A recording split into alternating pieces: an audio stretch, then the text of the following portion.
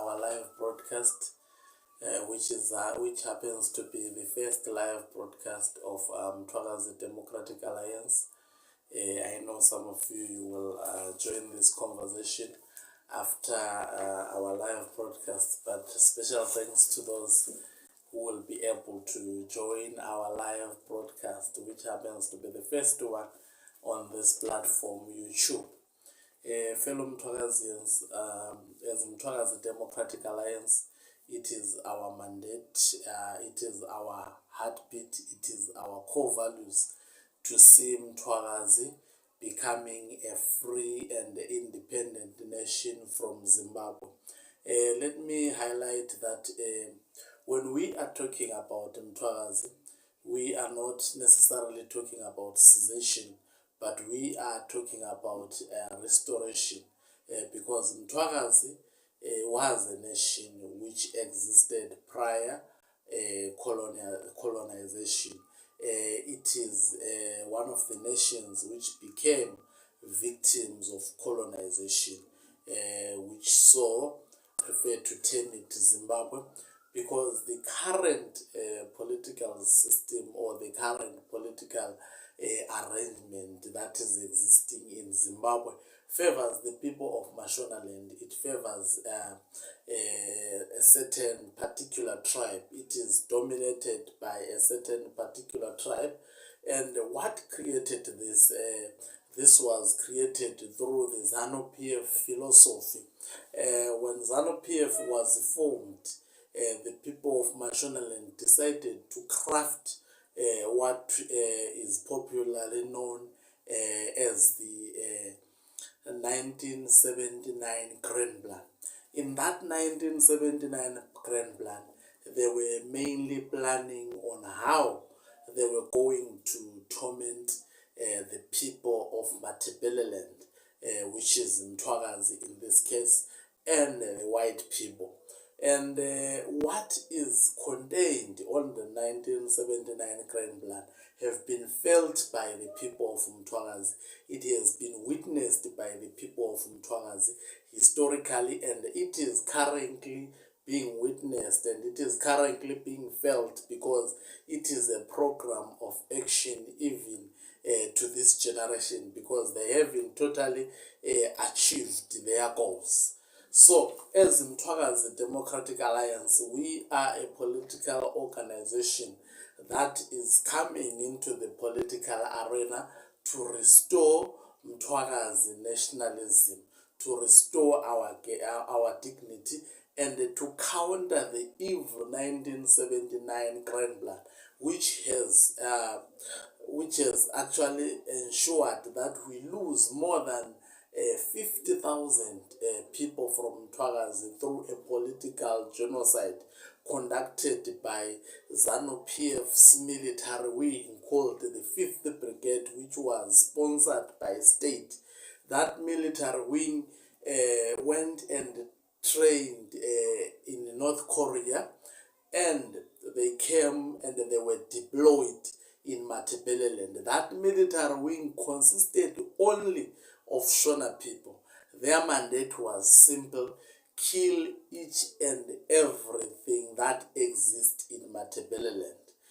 So this was seen through them killing pregnant women, killing men and women of Mthwakazi, destroying families. In most of the families, there was no one left. Everyone was killed. They killed people in the form of concentration camps. They killed people in the form of mass grave. I mean, they could put people in mine shafts and ensure that they die there in mine shafts. In some instances, they will dig mass grave, throw people alive, bury them alive. In some instances, they will see a pregnant woman and ask within themselves, I mean within the Kukurawundi soldiers or the 5th Brigade of Zimbabwe military wing, and they will ask each other questions on what sexually, or they will ask about the sexuality of the children in the womb of a pregnant woman. And then some will say, I think it is a male dissident.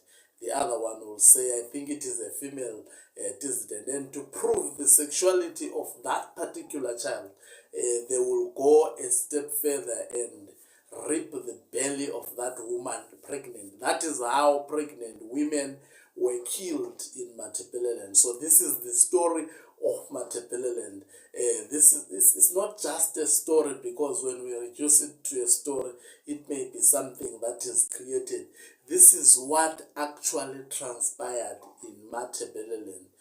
So Matabeleland is a nation which is bleeding. Matabeleland is a nation whose people have wounds, the wounds of Gukuraunde genocide. Guess what? The ZANU-PF government pretended as if nothing happened. The world pretended as if nothing also happened. No one has spoken in the international forums about the Gukuraunde genocide. No one has spoken in Zimbabwe, which I call it the colonial arrangement, about Gukuraunde genocide and seek to address it. The commissions that were commissioned by the ZANU-PF evil regime, which actually planned and implemented this program, they ensured that all their findings, we hear of Dumbuchena report, they ensured that all those reports were kept secretly from the public domain, fearing that if the world became aware of what transpired during the Gukuraunde ZANU-PF, in fact, it may be the self-destruction of ZANU-PF. Maybe that is why no report, no commission of inquiry's findings have been released to the people, so that the people can get an understanding of what happened during the Gukuraunde genocide. As we are speaking now, there are people who have been reburied, quite a few by the families, and those people, in their birth certificate, it indicates that they were killed through the bullets.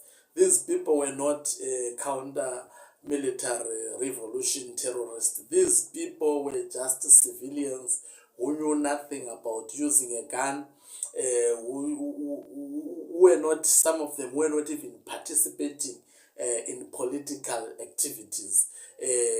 Their plight or their misfortune was that they were born and bred in Mthwakazi. So this is actually what transpired in Matabeleland. These are the reasons why Mthwakazi Democratic Alliance exists.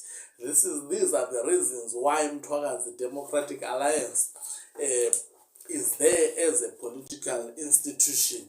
We are rising because, as the people of Matabeleland, Matabeleland consists of warriors. There is nothing that will destroy the spirit of Matabeleland or Mthwakazi nationalism. In spite of losing more than 50,000 of our relatives, of our mothers, of our children, of our grandfathers, of our grandmothers, and fetuses of Mthwakazi, Mthwakazi nation remains strong. Up to today, it remains alive. And that is why a political party like Mthwakazi Democratic Alliance exists to ensure that Mthwakazi's freedom is restored, to ensure that Gukuraunde on matters such as the Gukuraunde genocide are addressed. So part of the programs that also were contaminated on the 1979 Grand Plan was the destruction of the education system of Matabeleland. After 1980, we saw the government of Zimbabwe under the leadership of Mnangagwa. Of Mnangagwa, yes, he was part of the leaders, but he wasn't at the helm. By that time, it was Robert Mugabe who was at the helm, the leader that supervised the implementation of the Gukuraunde genocide. So we saw Mugabe introducing an education system that promoted what we call Shona supremacy, that ensured that Shona languages, Shona as a language, will be forced upon the people of Matabeleland. By the way, in Matabeleland, we have got more than 16 languages that are spoken in Matabeleland. That is Ndebele language, that is Tonga, we have Xhosa, we have Nambia, we have Soto, we have Venda, we have Swati, we have quite a number, Shangani, we have a lot of languages that are spoken in Mthwakazi, and a large number of those languages consist what is part of the official languages of the colonial arrangement called Zimbabwe. I don't regard Zimbabwe as a nation, especially for the people of Mthwakazi. It is a colonial arrangement that exists to further destroy Mthwakazi values, to further destroy Mthwakazi identity, to further destroy all aspects of Mthwakazi that you can imagine. So Zimbabwe is not there for the people of Mthwakazi. In fact, Zimbabwe has never been for the people of Mthwakazi. It has never favored the people of Mthwakazi. The regime of Robert Gabriel Mugabe had the similar approach when it came to the people of Mthwakazi, including the regime of the opposition political parties, the so-called national political parties. Firstly, it was MDC. It has also a similar attitude towards the people of Matabeleland. And also now we have the CCC. It has also the similar attitude towards the people of Matabeleland. So, after the implementation of the 1979 Grand Plan, it's a lot of issues. I can't finish all the issues of the 90, but I will pick the key issues.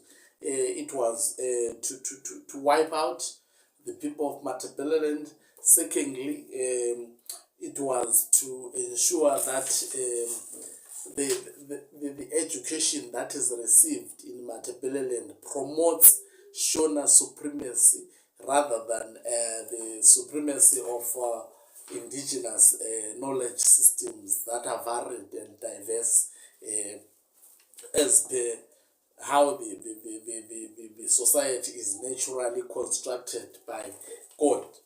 So the other thing that was contained and has been implemented on the 1979 Grand Plan is the issue of land reform. Land was supposed to be taken away from the white people and people of Matabeleland and be given to the people of Mashonaland. As I'm speaking, this program has been implemented under the banner of Fast Track Land Reform Program. They call it Land Reform Program, but it is called so by people who are clueless about what happened. Anyway, we forgive them. We forgive even all the people from the African continent who have bought this narrative that Zimbabwe reformed land, especially targeting it, promoting equality within society. There is no equal society in Zimbabwe. In fact, the levels of inequality have risen alarmingly. There is an acute difference between the leaders of ZANU-PF and ordinary society members or ordinary community members.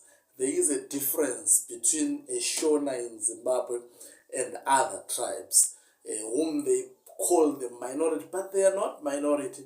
We will get into that in due course. So, fellow Mthwakazins and the world, Mthwakazi Democratic Alliance as a political institution exists to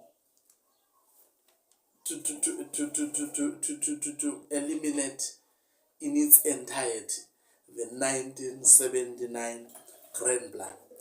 So we are fighting against the 1979 Grand Plan. We exist to uproot all the traces of the 1979 Grand Plan. And part of the agenda or the objectives of the 1979 Grand Plan is to fight against Mthwakazi restoration.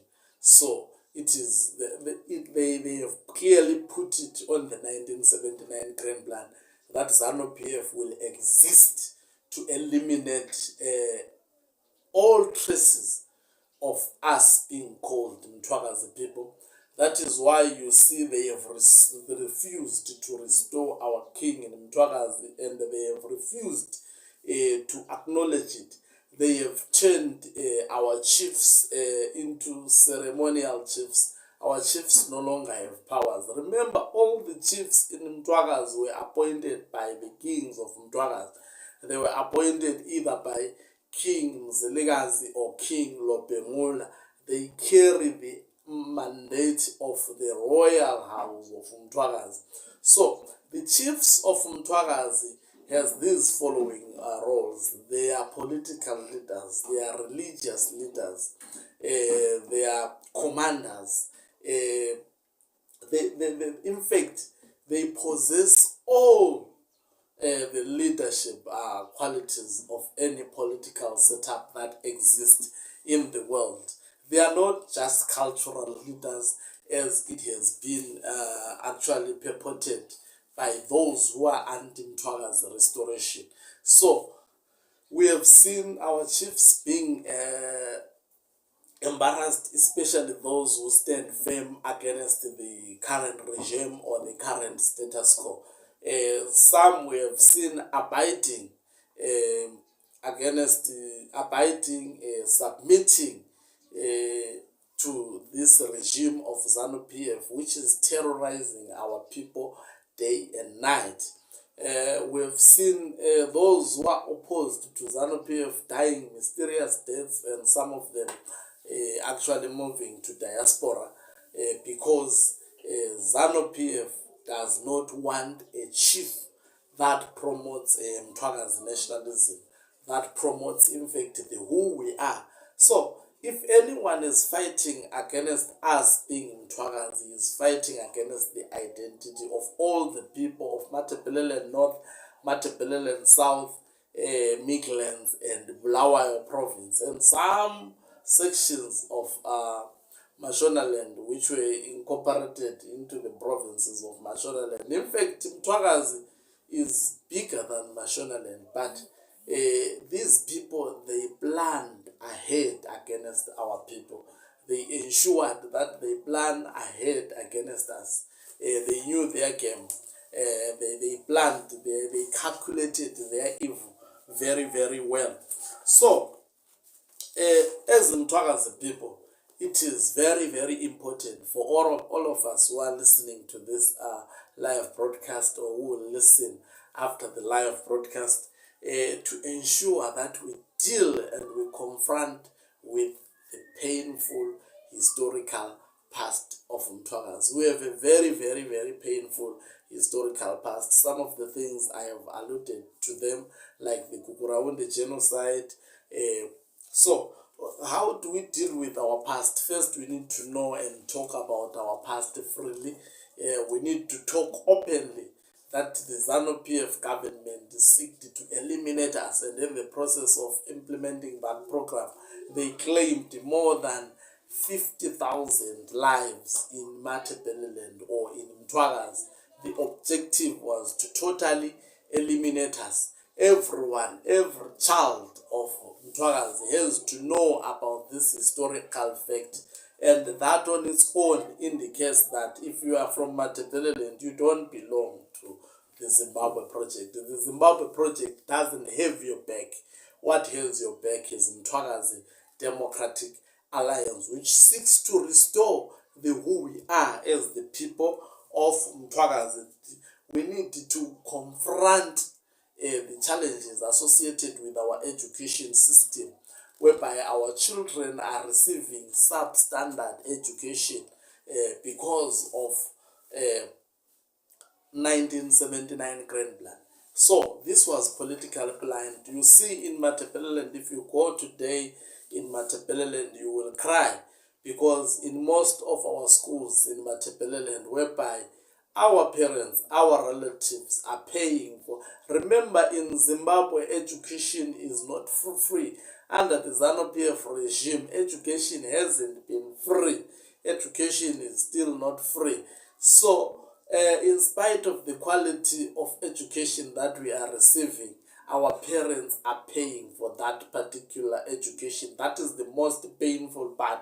We are paying for primary education, which is a right, by the way, that is supposed to be specifically sponsored by the government. Because, in fact, when I'm saying by the government is not taking that money from their pockets, but they are taking that money through collecting taxes.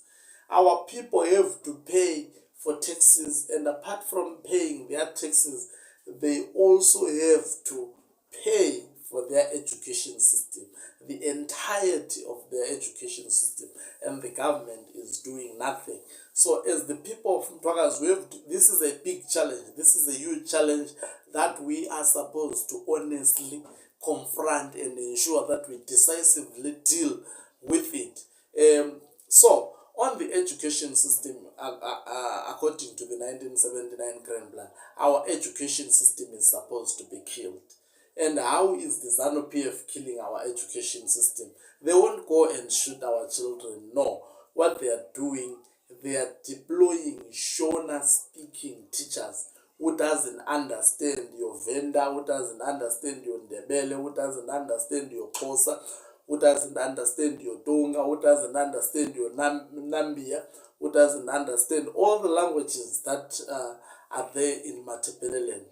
And these people, remember, they are teaching the infants. Infants are supposed to be taught, the medium of instruction should be their mother language.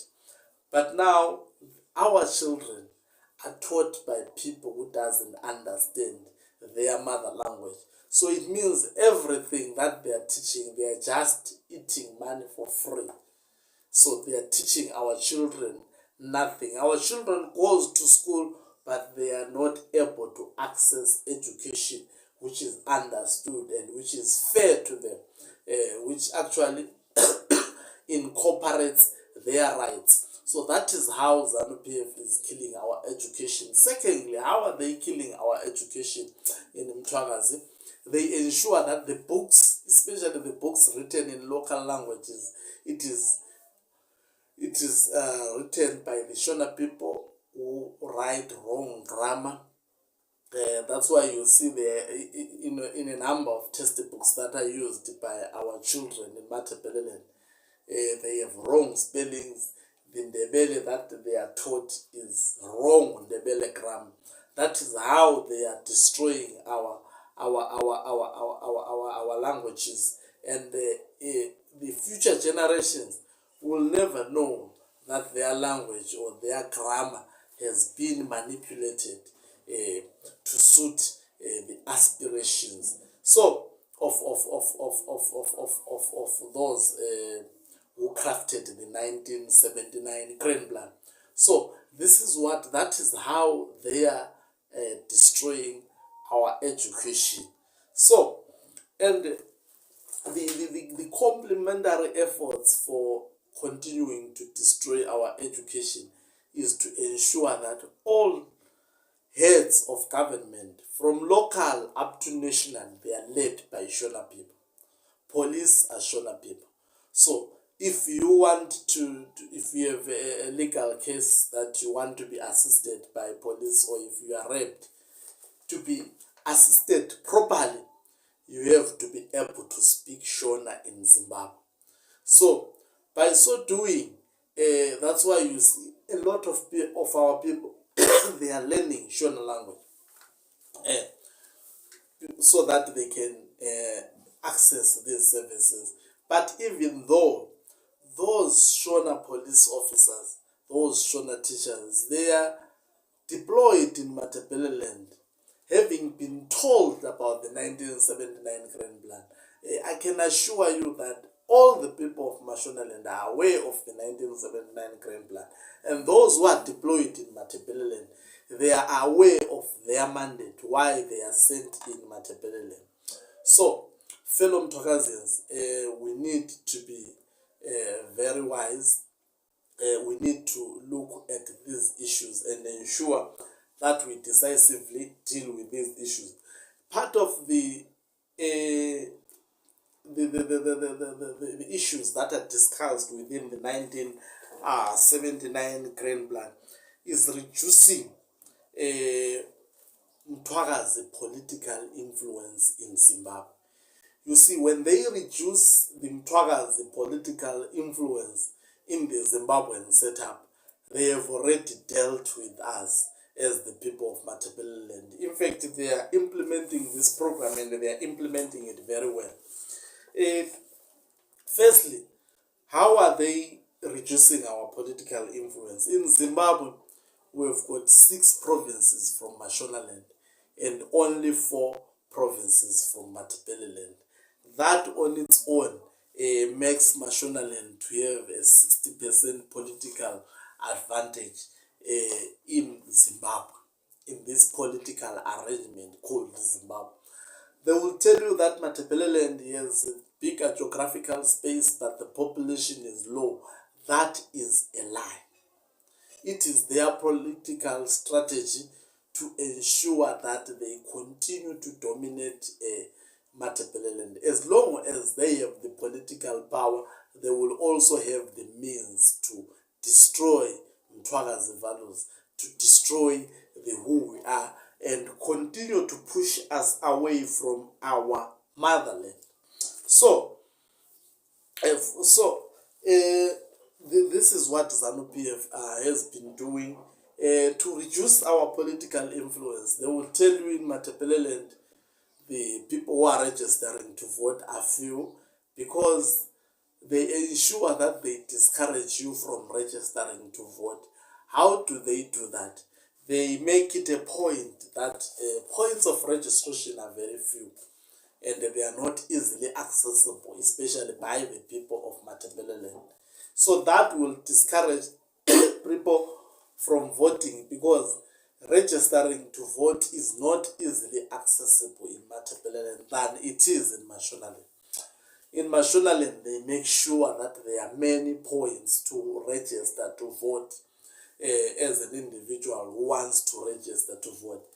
But in Matabeleland, they ensure that there are very few points. At some point, you have to vote, you have to drive to be able to access the point of registration. And how are they making sure that people of Matabeleland do not register? They ensure that they don't make it easy for the people of Matabeleland to access identity documents.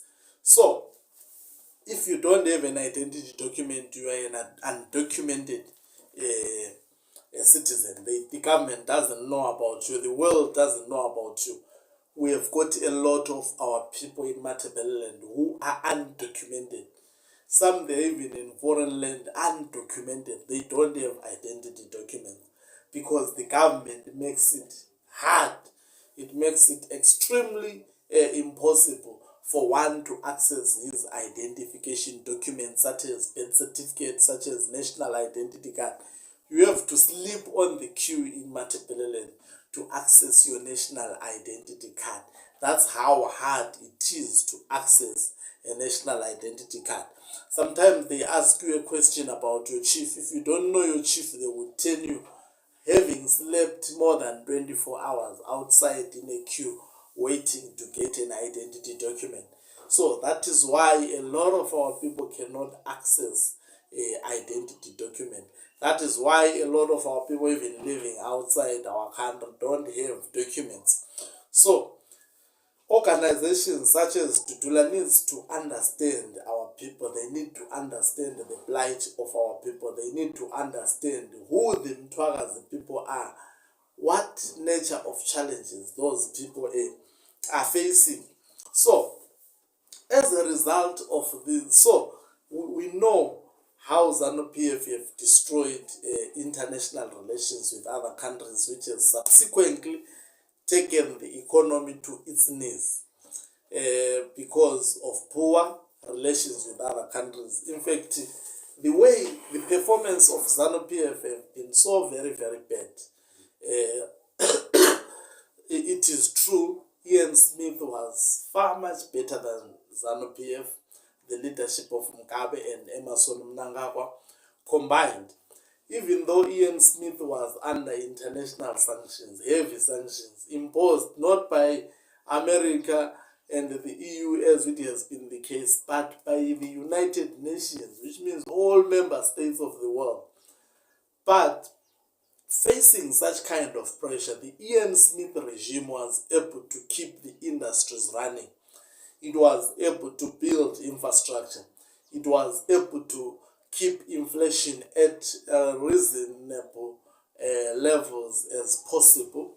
It was able to ensure that there is sufficient food, there is sufficient production, there is sufficient, industrialization is booming. ZANU-PF inherited a country that was performing very, very, very well economically.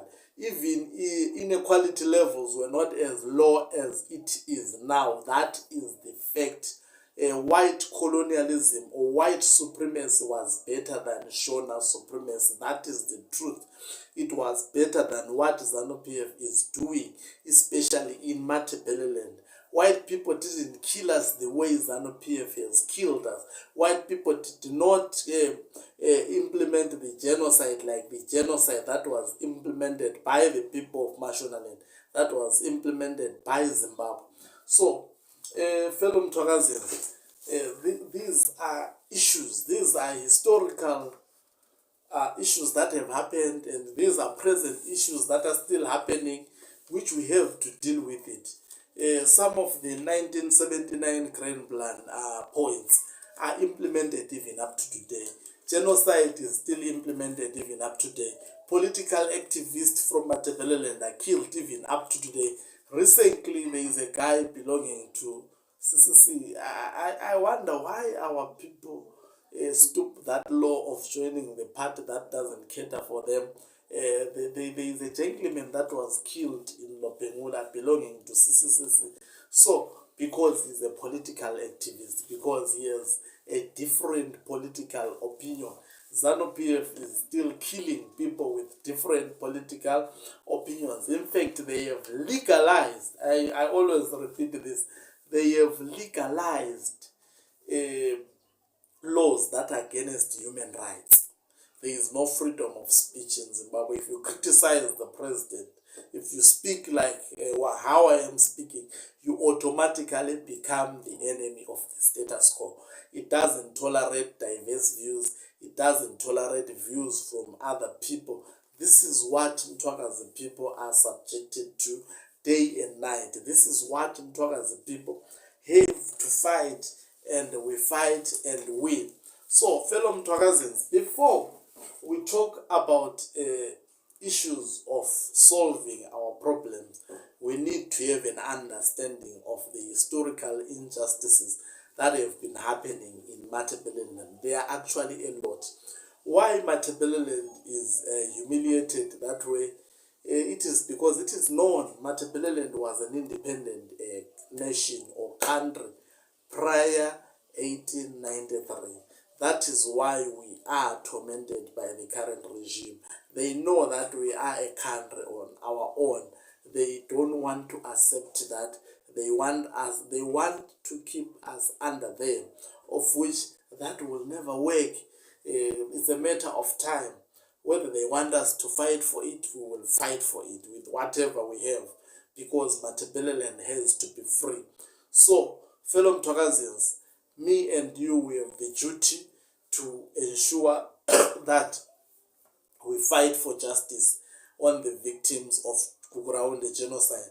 We fight for justice in our education system. We fight for justice of our economy. We fight for justice for our land. We need to get our land back and equally distributed amongst our people. We need to fight for our chiefs. We need to fight for our king. We need to fight for our political space. We need to protect our political space. We need to ensure that we are not politically defeated, as this is what ZANU-PF, this is the rule, this is the principle that ZANU-PF is moving with. And as fellow Mthwakazi people, we must make sure that we stop that. Thank you very much, comrades, for watching. Please make a date to always tune onto this channel, the Mthwakazi Democratic Alliance TV. We will continue to bring this live broadcast with the purpose of educating our people about where we are coming from and where we intend to go. You can watch a lot of our videos. We are so clear about what we want to do as a political organization. Before I switch off this live session, let me make it clear and ask you, all our viewers, please to remember to subscribe on our YouTube channel, so that when our next live broadcast is aired, you will be the first person to be notified, so that you join us live and we interact. Thank you very much, fellow Mthwakazians. God bless you. We love you. Silethanda nyani nyani. Siyamthanda abantu bakithi. Sonke singumthwakazi, kasilwele nini okungokwethu, kasiphakame nini isizwe sikaMzilikazi lolobhengula, sibone ukuthi ilizwe lethu liyabuyela ezandleni zethu, sikhuphe udlame. Abantu bakithi balambile, bayaxoshwa emazweni, bayadubeka.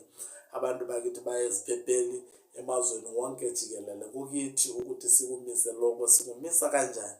Kasihlanganeleni, kasijoyine nini iMthwakazi Democratic Alliance, sibe ngamalunga, sibone ukuthi ibandla lethu siyalikhulisa, silwele ongokwethu.